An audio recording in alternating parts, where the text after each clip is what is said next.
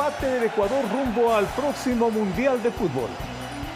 Fue un partido de infarto, todos estuvimos muy atentos y también con mucha expectativa. Así que para ampliar la información damos la bienvenida a Roberto Omar Machado, quien ya nos tiene todos los detalles de lo que sucedió. Hubo de todo en este partido. ¿Qué tal, Sofi, Félix, televidentes en el país? Un abrazo cordial. Efectivamente, se cerró la fecha FIFA con el empate.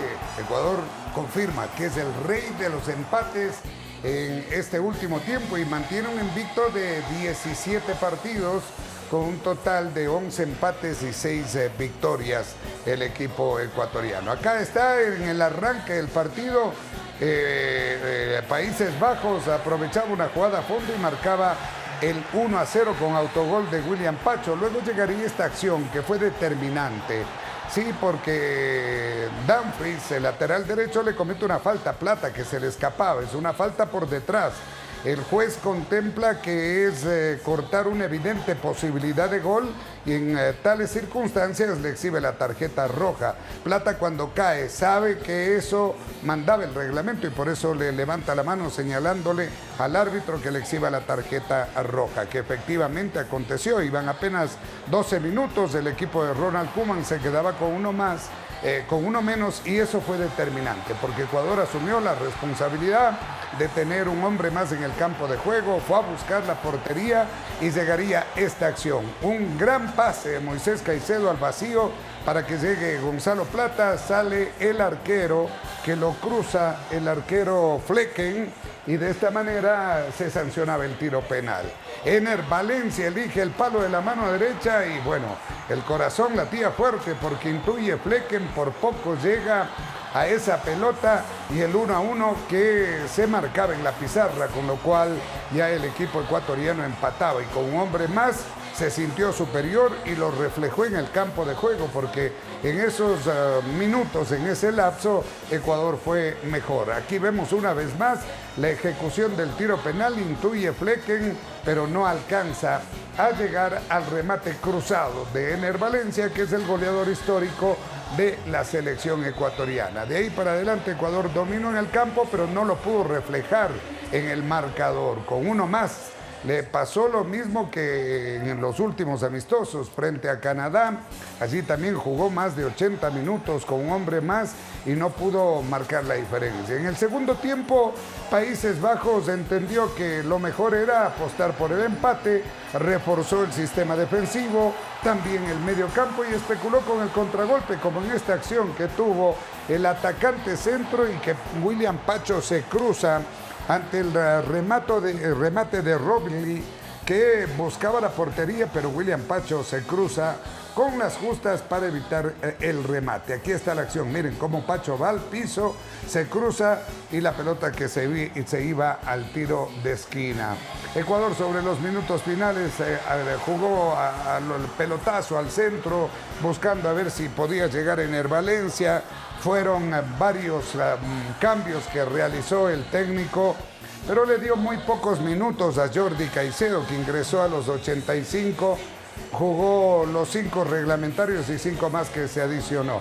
Terminó el partido con un empate que deja también una factura pendiente, porque el partido le salió caro al equipo ecuatoriano por la lesión de Gonzalo Valle, que él se lesionó en la Liga Pro, tiene un problema de ligamento cruzado. Esto para cualquier jugador de fútbol significa una intervención quirúrgica y 6-7 meses de recuperación. Es más o menos lo que le pasó a Patrick Mercado la semana anterior, antes del viaje. ¿Cuál es la diferencia? Gonzalo Valle decidió, como es arquero, no tiene mayor exposición al choque, no operarse, corrió ese riesgo y hoy se volvió a lesionar. Un empate costoso. Costoso, una factura alta, si es que se confirma la gravedad de la lesión de Gonzalo Valle. Y necesitamos todos esos detalles, por eso vamos a volver con usted, porque inclusive en la Liga Pro y la Liga Deportiva Universitaria también se vería afectada con esta lesión. Indudablemente. Así que todos los detalles lo vamos a tener con Roberto Omar, por supuesto, en instantes. Y ahora sí, es momento de dar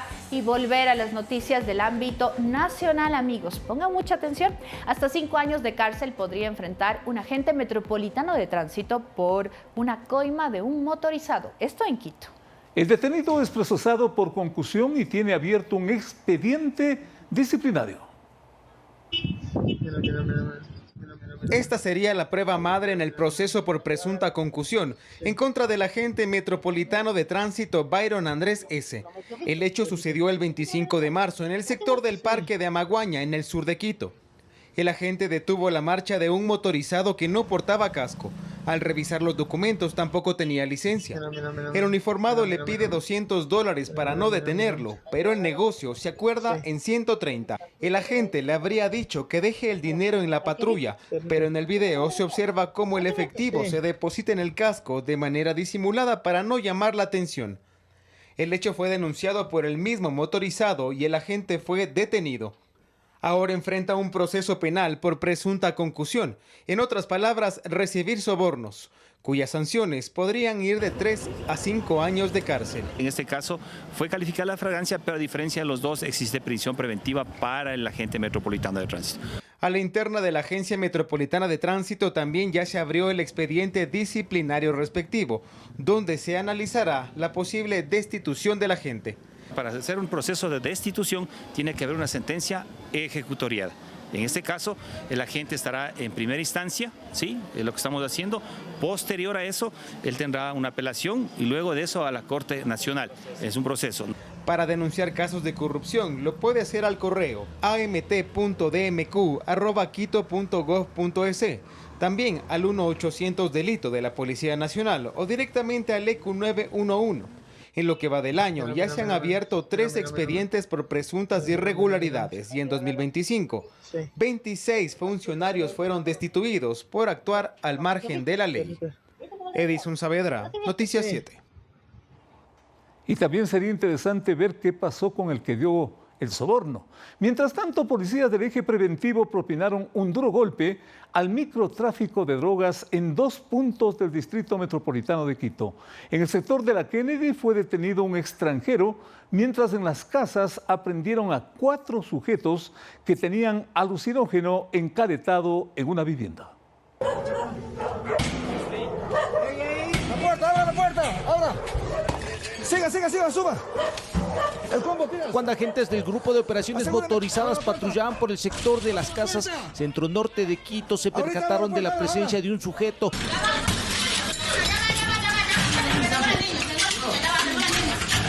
que a precipitada carrera ingresó a un domicilio. En flagrancia, los uniformados allanaron la vivienda donde descansaban 3 sujetos más, entre ellos un extranjero. Que estas personas posiblemente tenían la distribución en el sector de Iñaquito, en el sector de la Marijal. Al revisar el inmueble se toparon con cantidades representativas de marihuana y cocaína. La policía presume que eran distribuidores y microexpendedores de droga en varios puntos del distrito metropolitano de Quito.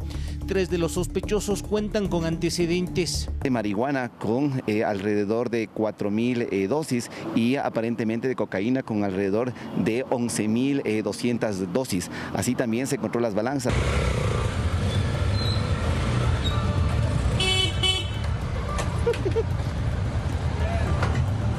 Así sorprendieron policías del GON a este extranjero que estaba dejando en un contenedor de basura una funda con sustancias alucinógenas. Aparentemente, este era el modus operandi que utilizaba para burlar los controles policiales, pero en esta ocasión se le durmió su ángel de la guarda y el extenso brazo de la ley le puso en apuros y se fue directo a responder por su accionar delictivo. En la casa donde habitaba encontraron más alucinógeno. Los uniformados presumen que era microexpendedor y al mismo tiempo abastecedor de la zona de la Kennedy y sus alrededores. Marihuana con 2.500 dosis y de sustancias aparentemente cocaína 4.500 dosis en el primer caso. Esta persona es de nacionalidad venezolana. 2 operativos que sacaron del mercado local marihuana y cocaína que aparentemente estaban destinados para consumo interno. Iván Casamen, Noticias 7. En breve, amigos. El ciudadano no contaba con todos los documentos en regla y por eso decidió golpear a su motocicleta en la vía pública. ¿Pero qué sucedió? En breve se lo contamos todos los detalles.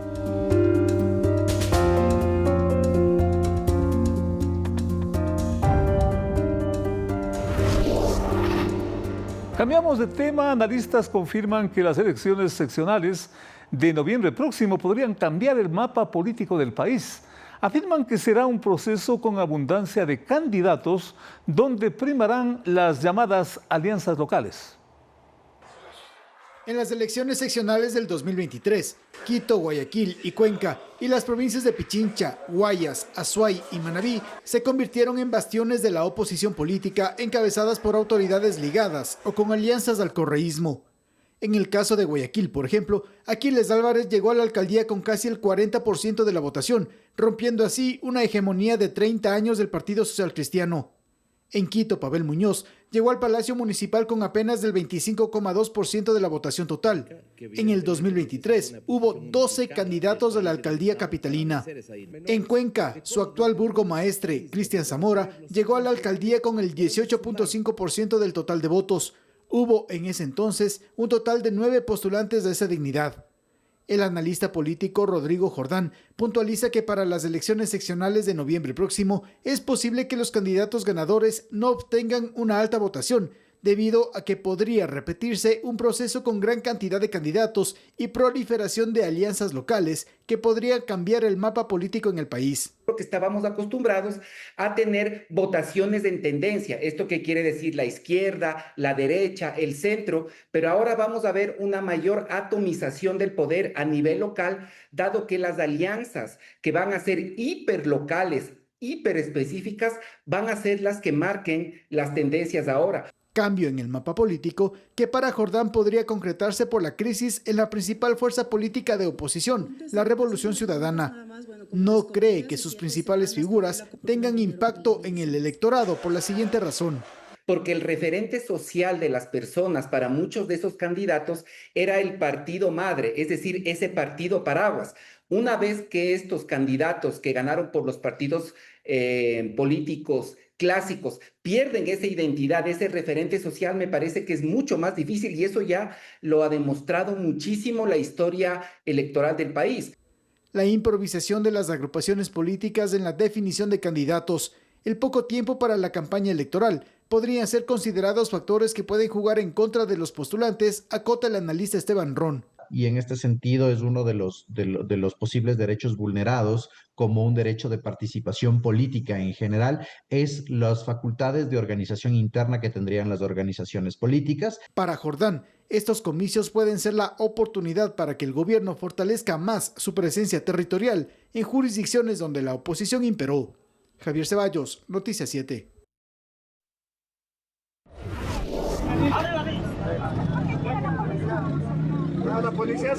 Así fue como la comunidad linchó a esta persona. Hoy le contaremos qué sucedió, cuál fue su destino, en instantes en Noticias 7, emisión estelar.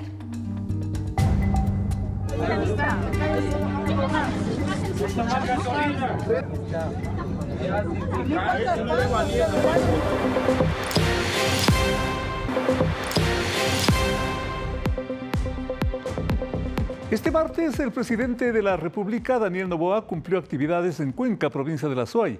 Allí anunció 90.000 nuevas capacitaciones para jóvenes que busquen mejorar sus perfiles profesionales. Los cursos son gratuitos y a través del SECAP con una duración de 90 a 60 horas en temas como emprendimiento y pequeños negocios, en las fuerzas de la venta y en la competitividad empresarial, en el marketing digital y en la programación web. Los interesados pueden registrarse en la plataforma Encuentra Empleo. Presentamos el programa de capacitación laboral que durante esta primera etapa formará a más de 28.000 jóvenes para que atraviesen el proceso de colocación en empresas aliadas. En total vamos a lanzar 90.000 capacitaciones para que mejoren su perfil laboral. Esto les permitirá ganar la confianza y las habilidades necesarias para enfrentarse a su primer empleo. Aquí en Azuay ya hemos entregado 20.9 millones de dólares a emprendedores que se atrevieron a poner en marcha sus ideas. A través del proyecto con el BID, llamado Compromiso por el Empleo, nos está poniendo a disposición 90.000 certificaciones laborales gratuitas para cada uno de los jóvenes del país. Esta es una opción de titulación profesional. ¿Quién será el candidato de ADN para la alcaldía de Guayaquil? El presidente Daniel Noboa dijo en Machala que existe una candidata excepcional para postularse al cargo más alto de la ciudad. Además, anunció cuándo darán a conocer la lista de precandidatos. Ya la próxima semana anunciaremos nuestros candidatos. Este es el anuncio que brindó el presidente Daniel Noboa durante una entrevista radial en Machala respecto a los comicios seccionales del 29 de noviembre para elegir a las autoridades municipales y provinciales. Los nombres aún no se confirman, pero el mandatario no descartó que su madre, la asambleísta Anabel Asín, esté en la lista de ADN para la alcaldía de Guayaquil. Es muy difícil ganarle a alguien que no quiere ser ni siquiera candidato, que va con una motivación mucho más clara y directa con la ciudadanía. Y con una labor visión, social. Y una visión de ayudar.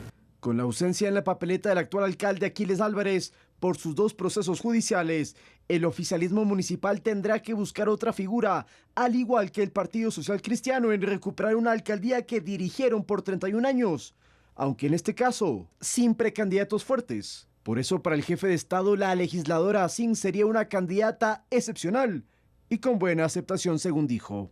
Tiene los mejores números de la ciudad y uno de los mejores números en el país entero. Y eso, aparte, tiene una particularidad de ella como candidata, es que nunca quiere ser. Y sobre la nueva fecha que estableció el CNE para que se vote el 29 de noviembre y no el 14 de febrero del 2027 a causa del fenómeno del Niño, el presidente Noboa desmintió que este cambio le beneficia a su partido.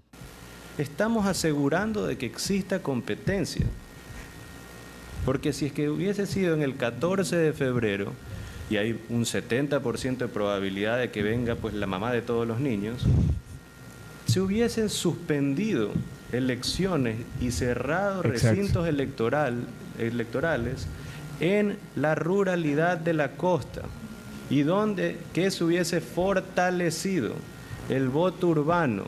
¿Quién es más fuerte en el voto urbano a nivel nacional? ADN. Sin embargo, analistas han cuestionado que el CNE modificara el cronograma electoral y anticipe las elecciones. Lautaro Andrade Castro, Noticias 7. El alcalde de Guayaquil, Aquiles A, permanecerá en prisión preventiva en la cárcel del Encuentro, en la provincia de Santa Elena, después de que el juez Daniel Valverde de la Unidad Penal de la Libertad se haya declarado incompetente para conocer y resolver la apelación para ser trasladado a otro escenario penitenciario.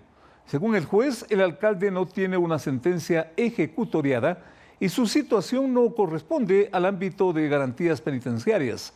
Aquiles A enfrenta 2 procesos penales.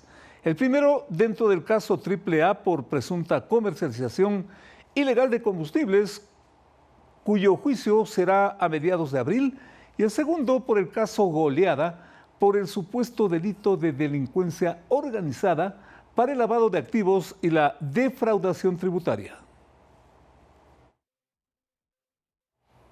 Por el conflicto en Medio Oriente, que llega a superar los 2 meses de duración, el precio del barril de crudos sigue fluctuante con una tendencia a la alza. El precio del barril del crudo WTI de referencia en los Estados Unidos y en Ecuador llegó a las últimas horas a cotizarse en los $102.88. De mantenerse este valor o inclusive aumentar, es probable una nueva elevación en el costo por galón de la gasolina super para el periodo comprendido entre el 12 de abril al 12 de mayo debido a la liberación por costos internacionales del derivado.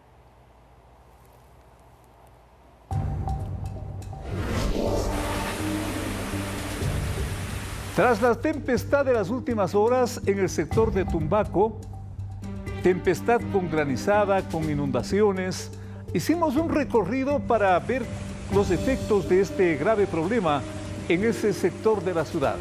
En un momento les contamos los resultados.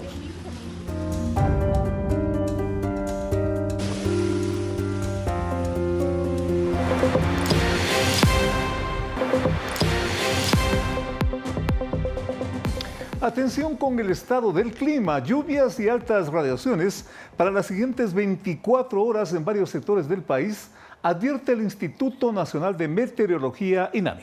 En la zona austral también se esperan tormentas eléctricas.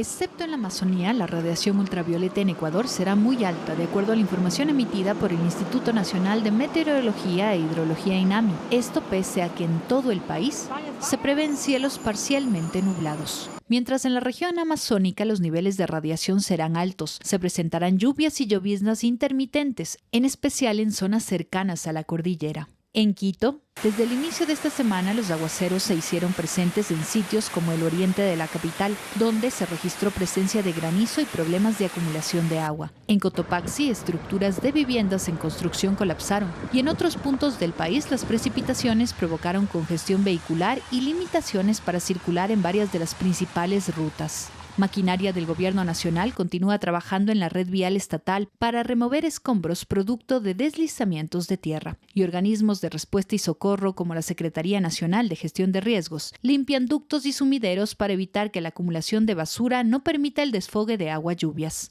En el austro ecuatoriano, los analistas de pronósticos mencionaron que podrían existir tormentas eléctricas, mientras en las Islas Galápagos se espera un clima cálido estable. La recomendación de las autoridades es evitar arrojar desechos en los espacios públicos, conducir con precaución y ante cualquier emergencia comunicarse con la línea gratuita 911. Sofía Vintimilla, Noticias 7. La tarde de lunes, una fuerte lluvia con granizada sorprendió a los habitantes del sector de Tumbaco, esto al oriente de Quito. Los bomberos reportaron varias emergencias, entre ellas calles inundadas y afectaciones para locales comerciales.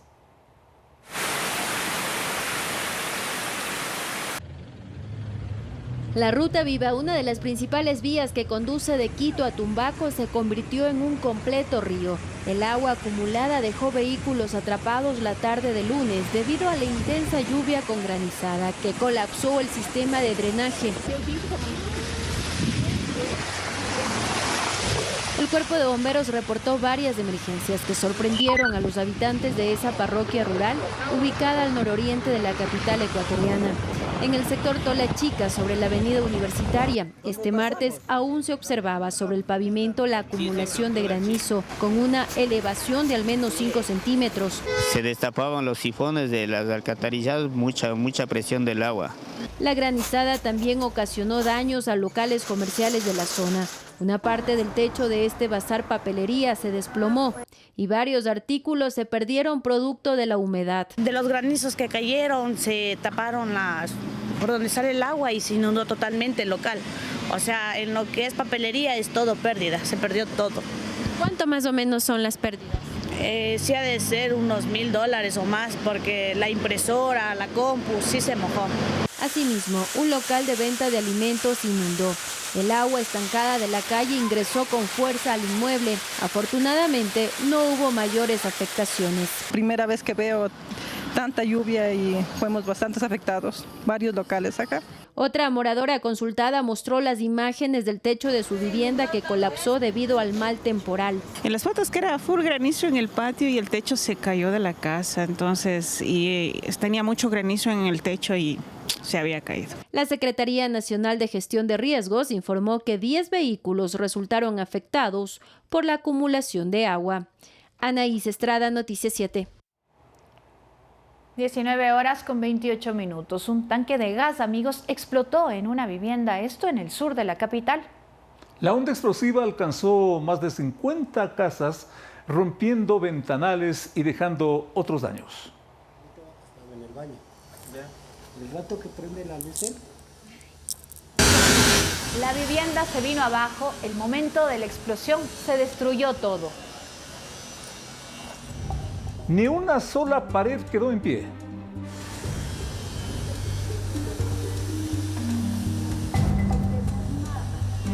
Parecía una zona de guerra. La afectación fue total. El estruendo fue grande. Y los vecinos salieron al escuchar la tremenda explosión. Medio centenar de viviendas, escuchen bien, medio centenar de viviendas también se afectaron.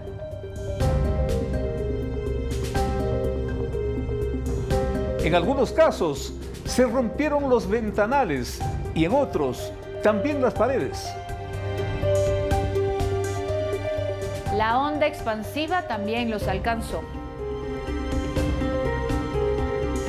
Acudimos a Zavala, en el norte de Quito, para evidenciar la afectación y lo que ocurrió. Eric Barrera nos tiene un informe. Y nosotros llegamos hasta el sector de Zavala, en el norte de Quito, donde, como podemos observar, esta es la casa de la familia Portillo, que terminó totalmente afectada debido a una deflagración de un tanque de gas. Como podemos acá mostrarles, el tanque de gas que terminó a la final explotando dejó varios daños aquí en esta vivienda. Podemos hablar con don Carlos, que nos cuente cómo fue el momento de la explosión. A ver, lo que cuentan mi hermano, ha habido fuga aquí, por este sector de aquí. Entonces mi hermano se levanta para irse a trabajar, porque él trabaja en Servientrija. Se levanta a las 7:20, tipo por ahí, y prende la luz. Entonces ahí se ha estado yendo el gas y no ha sentido. Y ahí es lo que hace el fuerte estruendo y miren cómo está esto que quedó y ha afectado a los vecinos y todo eso. Esperemos que nos tengan de todo corazón. No hicimos esto a propósito, fue una desgracia que nadie está libre de esto, ¿no? ¿Nos podría mostrar cómo quedaron las cosas? Bueno, una lucha de tantos años para alcanzarlas. Sí, fueron una casita no muy grande, pero usted sabe en la situación que se está en este país. Entonces, miren, destrozado limpio. Durante unos añitos se ahorró y para construir, y en segundos se acabó todo. Se acabó todo, ahí está el baño, no quedó nada. Y las cositas, cama, todo se quemó, está destrozado, las puertas, las ventanas no sirven para nada, afectados a los vecinos también. Nos había contado que esta era una casa de reunión familiar donde todos se reunían. Sí, mi hermano vivía aquí, el que está en el hospital. Entonces, justo mi hermana le fue a traer a mi madre para Viernes Santo, siempre pasábamos aquí. En reunión de los hermanos, nuestras familias, y sucedió esto, pero Dios sabrá por lo que lo hacen, ¿no? Al menos fueron unas 40 viviendas las afectadas en esta deflagración que ocurrió en horas de la mañana. Gracias al apoyo del Cuerpo de Bomberos pudo ayudarse a una de las personas afectadas, que ahorita se encuentra en un centro de salud recibiendo los cuidados necesarios. Nosotros hasta aquí culminamos con este informe, lamentando la situación y esperando el apoyo de todos. Es la tragedia que se ensaña con los más humildes. Mientras tanto, ayer les presentamos cómo uno de 2 delincuentes fue golpeado por robar un celular en la Mariana de Jesús, norte de Quito. La paliza fue con yapa porque los delincuentes aprehendidos fueron llevados para que respondan ante la justicia.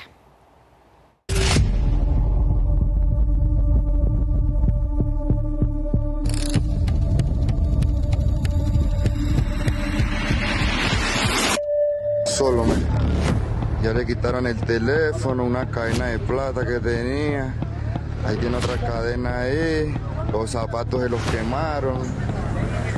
En medio de los golpes, entregó el celular. La gente que vive y transita por la avenida Mariana de Jesús estaba indignada.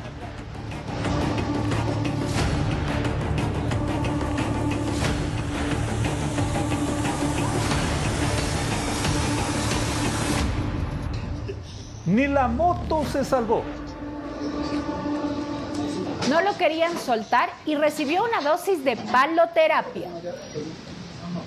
Al finalizar la ira popular, los supuestos antisociales fueron llevados a que respondan ante la justicia. La moto por andar robando y lo dejaron ahí tirado solo, mire. Ya le quitaron la moto que usaban quedó incinerada. Ahí tiene otra cadena ahí. ¿Pero qué pasó después de todo esto? ¿Qué dicen las leyes frente al robo de un celular? Los cascos, todo, andar robando los teléfonos. Hicimos un seguimiento al tema y les presentamos un resumen. A no robar, que aprendan a no robar. Seguimientos realizados al accionar de los dos ocupantes de la motocicleta revelaron que en la mayoría de los eventos delictivos, es decir, de robo de celulares, Rommel David S. actuaba solo. Siempre recorría las calles de la ciudad en una motocicleta. El sujeto aprovechaba el menor descuido de las personas para en un abrir y cerrar de ojos arranchar el móvil. Se encontraban realizando esta actividad ilícita en todo el sector de Iñaquito, Aeropuerto y la Kennedy. Pero esta vez las cosas no le salieron bien. Estaba acompañado y robaron al conductor de un carro que estaba estacionado con el vidrio abajo. Uno de los manos largas fue atrapado por la gente que indignada le dio una sesión gratis de paloterapia que con el pasar de las horas confirmaron que era el conductor del vehículo. Una de ellas tiene 2 antecedentes por sustancias sujetas a fiscalización, la otra persona no tiene antecedentes. Sobre lo que contempla el Código Orgánico Integral Penal en el caso de robo de un celular, consultamos al jurista Leonardo Tipán y nos enteramos que la ley es blanda con los pillos si el objeto sustraído no supera el salario básico unificado, es decir, $482, no hay delito. Estamos hablando de una contravención. Las cosas en el campo judicial se agravan cuando de por medio está el uso de arma blanca o de fuego. Ahí podría ser privado de la libertad, siempre y cuando haya sido capturado con la evidencia y exista la denuncia del o los perjudicados. Y hubo la amenaza, hubo la fuerza, hubo la coerción, la forma en que le agredió la víctima. Por supuesto que estaríamos hablando, y si hay una lesión a la víctima, sería distinto. La motocicleta en la que circulaban tenían los papeles al día. Ahora solo falta que el presunto delincuente pida que le devuelvan una nueva. Recordemos que la multitud enardecida le prendió fuego. Ni siquiera se podría tratar de solicitar que le devuelvan una moto nueva a la ciudadanía o las víctimas, porque en sí hubo un derecho a la defensa por parte de la ciudadanía. Iván Casamen, Noticias 7. Y precisamente, amigos, sobre este tema tenemos una novedad de última hora. Iván Casame, confírmanos por favor, en verdad, ¿qué pasa con los supuestos pillos tras robar un celular? ¿Fueron liberados? ¿Qué es lo último, Iván? Buenas noches. Hola, ¿qué tal, Sofía? Amigos televidentes, Félix, buenas noches. En efecto, hace pocos minutos logramos nosotros revisar el proceso judicial y en lo que manifiesta es que la Fiscalía pidió al juez o a la jueza, en este caso de turno, medidas sustitutivas a la prisión preventiva. Es decir, se fueron a la casa, pero antes de eso tienen que presentarse cada cierto tiempo ante la autoridad judicial competente. También tienen prohibición de salir del país los dos individuos, los dos sospechosos, y se abrió la instrucción fiscal por 20 días. En estos 20 días tienen que presentar las pruebas de cargo y de descargo por parte de tanto de la Policía Nacional, los denunciantes y en este caso también los procesados, quienes aducen que serían inocentes. Con esta medida estaba de acuerdo la defensa de los dos detenidos y como les manifestamos, entonces se fueron libres y como lo dijo el jurista, pues aquí hay que sorprenderse, ¿no? Porque según las leyes ecuatorianas, el Código Orgánico Integral Penal, si el robo no supera el salario básico unificado, pues se cataloga como una contravención y las contravenciones están sancionadas en el mejor de los casos con 2 a 3 días de privación de libertad. Si no hay un mutuo acuerdo, se repara económicamente a la víctima. Con estas medidas, pues el caso se cierra y las personas prácticamente quedaron libres de toda culpa y, como les indicábamos, la justicia en algunos casos es muy blanda para sancionar y para detener a estas personas que infringen la ley. Iván, 2 escenarios y 2 preguntas con esto. El primero, ¿qué pasa si el ciudadano que va a denunciar no cuenta con la factura que dice que es su celular. Y la segunda, hay agravantes en este Código Orgánico Integral Penal en el caso de que se demuestre que lo intentaron apuñalar, que le amenazaron con un arma. ¿Qué es lo que sucede en ambos ejemplos?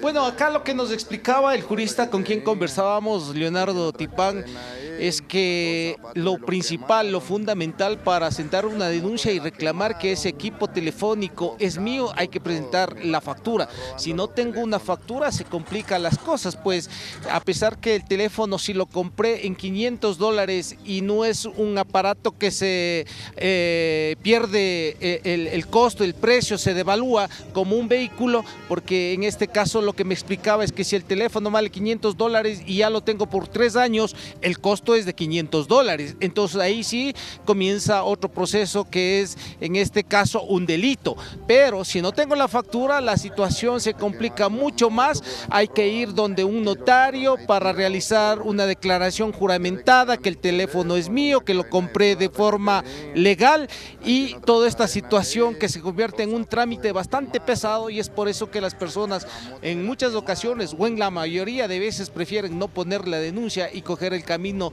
más recto para desaparecer de este tipo de problemas judiciales. Con esto nosotros nos despedimos. Sofía, Félix, ustedes continúan informando al país.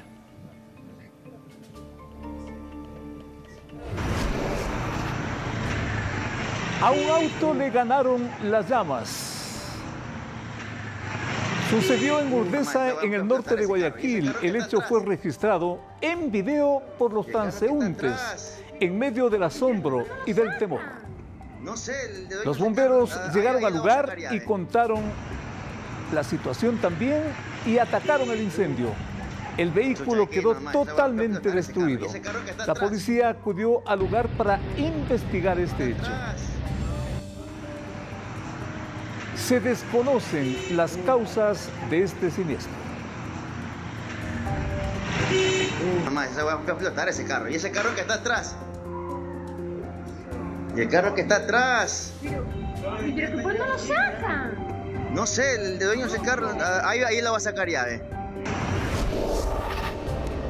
Una camioneta quedó en medio de una volqueta y un bus. El accidente se registró en Pascuales, esto en Guayaquil. El conductor de la camioneta fue atrapado por los fierros retorcidos. Una persona que estaba en el lugar intentó ayudar y sacar a la víctima, que presentaba golpes, pero no de gravedad. En la zona se produjo una gran congestión vehicular. Se investigan las causas del accidente. Se presume que es por una infracción, rebasamiento indebido.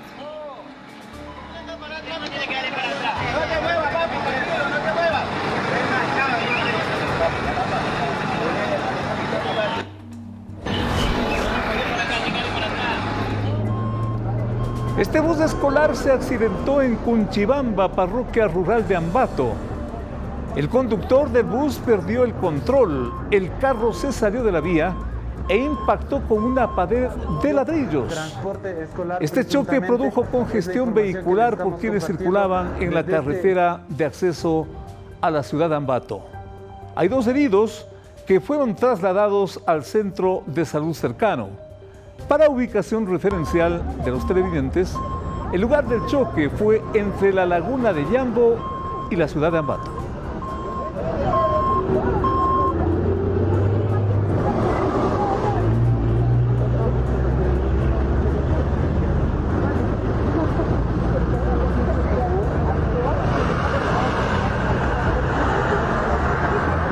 A todos los amigos de la... Como lo habíamos anunciado, agentes de tránsito detectaron que una moto no estaba matriculada ni registrada y tenía varias multas vehiculares. El conductor decidió hacer un escándalo con la motocicleta.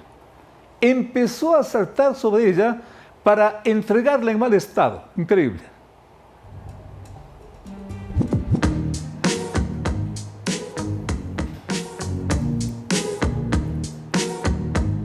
Sucedió en Quito. La Agencia Metropolitana de Tránsito informó sobre este hecho.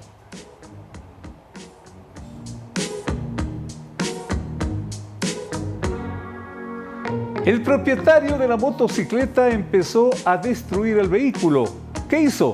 Saltó sobre la moto. Esto ante el asombro de la gente y por supuesto las personas que vieron cómo dañaba el ciudadano esta motocicleta. Sorprendente, dañó su propio vehículo para evitar que se lo lleven en buen estado. La motocicleta fue matriculada hasta el año 2024 y registraba una multa por cerca de $150. Al ser notificado el funcionario de tránsito, el dueño de la moto ha reaccionado como ven en imágenes. Hicimos este seguimiento a lo que estamos observando. Edison Saavedra nos tiene novedades. Edison, cuéntanos por favor, ¿destruir la moto a golpes evita la infracción o evita que este ciudadano pague otras multas? ¿Cómo estás, Sofi? Félix, muy buenas noches. Así es. Respecto a tu pregunta, Sofi, el hecho de que este ciudadano, que por cierto es un ciudadano extranjero, haya destruido su motocicleta para no pagar estos $150 de multas que corresponden a deudas que se mantienen con el SRI y también en la prefectura de Pichincha, no exime de que no se le vuelva a cobrar esta multa. Este hecho insólito sucedió hace varios días y ha despertado la curiosidad de todos los capitalinos, ¿no? Puesto que es poco frecuente más bien encontrar a una persona que prefiera destruir su vehículo a no pagar las multas. Hicimos el respectivo seguimiento y las autoridades nos han mencionado de que este ciudadano primero se le detuvo la marcha porque se le encontró circulando 2 personas masculinas en una motocicleta, lo cual de hecho es prohibido por la ley. Al revisar la respectiva documentación se topan los agentes metropolitanos de tránsito con que tiene valores adeudados y es ahí cuando este ciudadano extranjero prefiere destruir su motocicleta. Hicimos las respectivas consultas con Washington Martínez, director de la Agencia Metropolitana de Tránsito, y esto fue lo que nos dijo. Escuchemos. Obviamente el procedimiento en la orden del servicio de tránsito es por valores pendientes. Se le detiene por circulación de 2 personas de motocicleta y la reacción, no tengo nada en contra de ninguna persona extranjera, pero creo que lo que el señor hizo está al margen de lo que la razón, la inteligencia puede hacerse. Por eso nosotros hemos tomado el procedimiento como tránsito, la moto está retenida, ¿sí? Hemos hecho el parte respectivo. ¿Por qué? Porque al existir un propietario se le dará el proceso y denunciaremos de Fiscalía todo su tiempo. Tiene valores pendientes en prefectura, tiene valores pendientes de matriculación, valores pendientes en el SRI. Así es, un hecho similar sucedió hace pocos días en la localidad de Pereira, esto fue en Colombia, donde prácticamente vimos el mismo escenario y ya lo tenemos en pantalla. Un ciudadano que también tenía valores pendientes, exactamente no había contado con el seguro obligatorio de accidentes de tránsito SOAT, ni tampoco con la revisión vehicular y mecánica, también prefirió destruir su vehículo donde se moviliza todos los días a tener que pagar estas deudas. Prácticamente los dos escenarios, lo que se vivió en Pereira, Colombia, y también lo que sucedió aquí en la capital, son prácticamente iguales. Y también hicimos varias consultas con varios locales comerciales en donde se vende este tipo de vehículos y nos han dicho que el costo para abonar y sacar nuevo una motocicleta varía de $150 hasta $200 y les es muy fácil comenzar a pagar una mensualidad. Tal vez alguna pregunta desde estudios, compañeros. Sí, bueno, también Eddie, saber rápidamente si le van a cobrar una multa por llevar 2 personas en motocicleta, porque eso tampoco se puede hacer. La suma de problemas que ya tiene este ciudadano.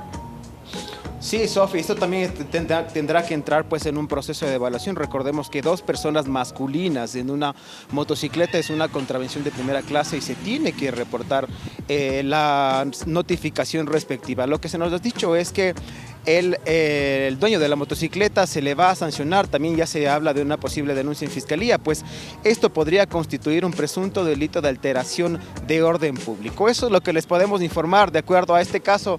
Ustedes continúan con más desde estudios. Buenas noches. Amigos, la NASA abre la posibilidad de ver en vivo la previa y la exploración a la Luna. La misión Artemis 2 llega a la Luna por segunda vez.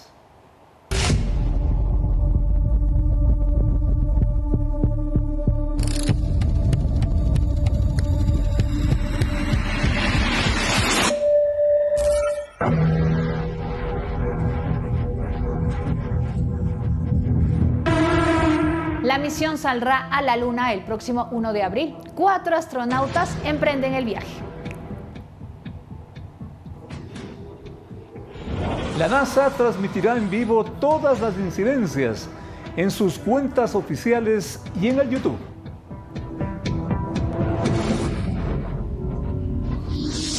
Wright Wiseman es el comandante de la exploración.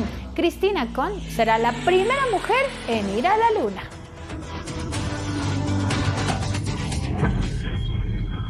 Vale anotar que la misión no ingresará a la Luna, realizará un retorno libre rodeando la Luna y retornará a la Tierra.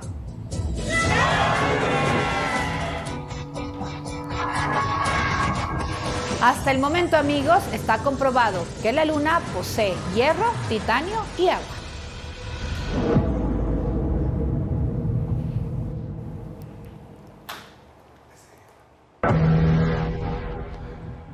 Vamos con las noticias del mundo. Desde Moscú hasta el Vaticano, pasando por la China y por Pakistán, piden una inmediata culminación, el inmediato fin de la guerra en el Medio Oriente, mientras Irán declara objetivos militares a 16 megaempresas de los Estados Unidos. En el segundo día del segundo mes de la guerra, Vladimir Putin habló con su colega de Emiratos Árabes. Le dijo que apoya un arreglo pacífico y un comunicado del Kremlin pidió esfuerzos inmediatos, diplomáticos y políticos para terminar con el conflicto. El Papa León XIV demandó a Donald Trump buscar una salida de paz. Y mensajes oficiales de la China y Pakistán invocaron un inmediato cese al fuego.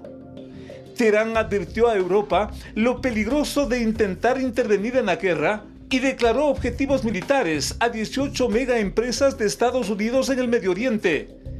Incluyen a la Boeing, Apple, Mega, Internet. Les piden salir de la zona. Qatar proclamó que los países del Medio Oriente son quienes deben resolver el problema del Golfo de Hormuz. El Ministerio del Interior de Irak confirmó el secuestro de una periodista con documentos de Estados Unidos en Bagdad y los refuerzos militares, equipos y soldados de Estados Unidos se aproximan a la zona de guerra. Todo a prácticamente horas de que finalice el segundo ultimátum de Trump para un arreglo con Irán. Félix Narváez, Noticias 7. Amigos, un ciudadano ecuatoriano en la Florida, cuando llegó a este aeropuerto, fue remitido a una inspección, ya que un can identificó un objeto no usual en su equipaje. ¿Qué sucedió? Al abrir el equipaje, los agentes se dieron cuenta que era una pierna carne de cerdo. Esto no fue declarado antes de ingresar, por lo cual hubieron varios inconvenientes.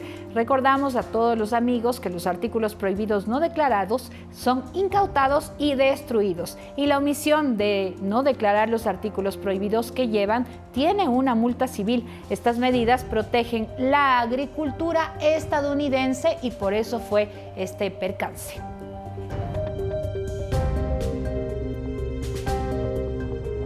Más de 50.000 artículos prohibidos fueron decomisados el año pasado a los viajeros en el Aeropuerto Internacional de Quito. Ahora, allí hay una campaña de orientación para evitar problemas dentro y fuera de las naves.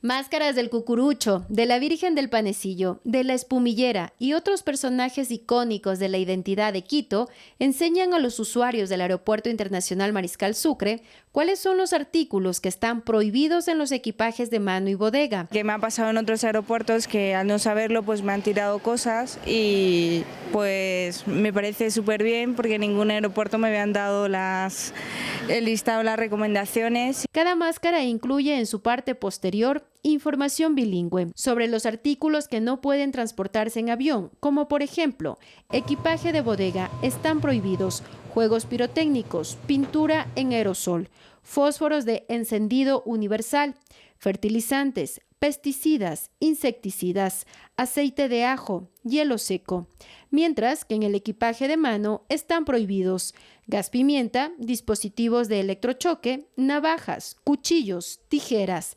destornilladores, bates de béisbol, piedras de gran tamaño, aerosoles y geles de más de 100 mililitros o 3.4 onzas, armas de fuego o réplicas de armas de fuego. Es muy curioso que a veces los niños, los padres podrían a lo mejor regalarle a un niño un juguete y dentro de esos juguetes dan, por ejemplo, una pistola de juguete realmente. Para nosotros no es un juguete, para nosotros se lo considera como un arma, como que fuera un arma real, y también estos elementos pues son retirados por parte de nuestro personal de seguridad. El personal de la empresa pública metropolitana de servicios del aeropuerto es el encargado de entregar las máscaras hechas de material resistente, que son agradables ante los ojos de los viajeros, quienes aprovechan el momento para tomarse fotografías, pues se convierten en un recuerdo coleccionable de su paso por la ciudad. Está bonito esta máscara. Me voy a llevar a Chicago. En el 2025 se retiraron alrededor de 56,000 artículos peligrosos. Anaís Estrada, Noticias 7.